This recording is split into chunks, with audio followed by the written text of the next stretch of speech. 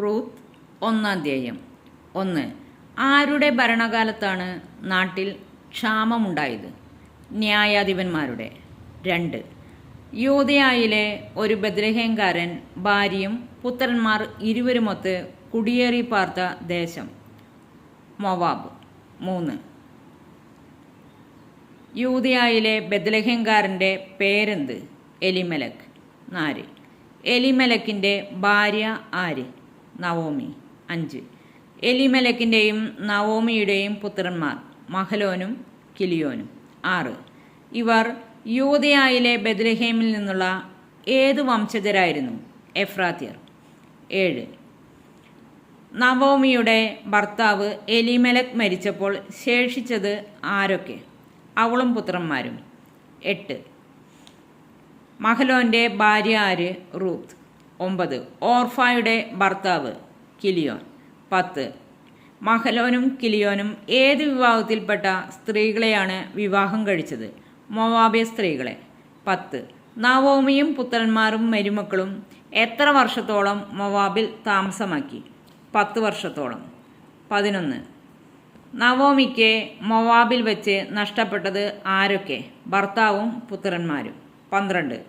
കർത്താവ് തൻ്റെ ജനത്തെ എന്തു നൽകി അനുഗ്രഹിക്കുന്നു എന്നാണ് നവോമി കേട്ടത്? ഭക്ഷണം. 13. കർത്താവ് തൻ്റെ ജനത്തെ ഭക്ഷണം നൽകി അനുഗ്രഹിക്കുന്നു എന്ന് കേട്ട് നവോമി ആരോടുകൂടെയാണ് മോവാബിൽ നിന്ന് തിരികെ പോകാൻ ഒരുങ്ങിയത്? മരുമക്കളോടുകൂടെ. 14.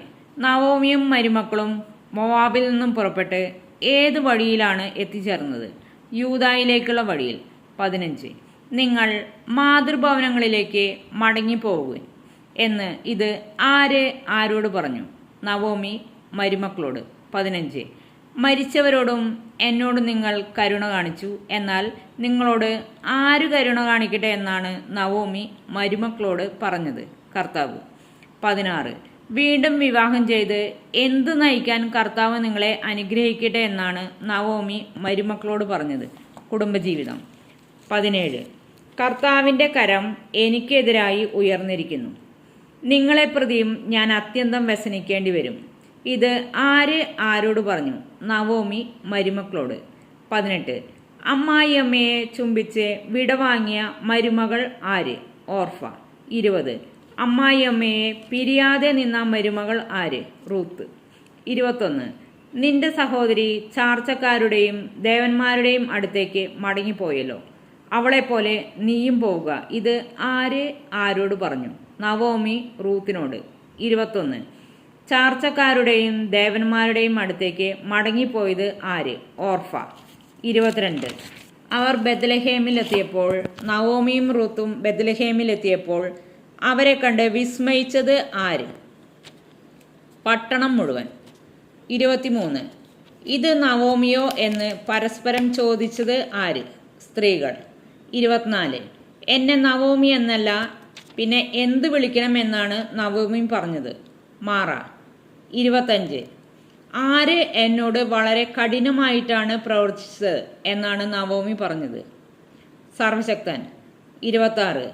എല്ലാം തികഞ്ഞവളായി ഞാൻ ഇവിടെ നിന്നും പോയി, ഒന്നും ഇല്ലാത്തവളായി ആര് എന്നെ തിരിച്ചയച്ചു എന്നാണ് നവോമി പറഞ്ഞത്?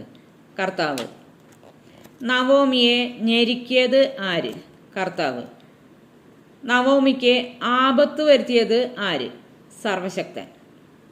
നവോമി മോവാബിൽ നിന്ന് അവിടുത്തുകാരിയായ മരുമകൾ റൂത്തിനോടുകൂടെ തിരിച്ചെത്തിയത് എവിടേക്ക്? ബെത്ലഹേമിൽ. ഏത് സമയത്താണ് നവോമിയും മരുമകളും ബെത്ലഹേമിൽ തിരിച്ചെത്തിയത്? ബാർലിക്കൊയ്ത്ത് തുടങ്ങിയപ്പോൾ ബെത്ലഹേമിൽ തിരിച്ചെത്തിയത് ആര്? നവോമിയും റൂത്തും.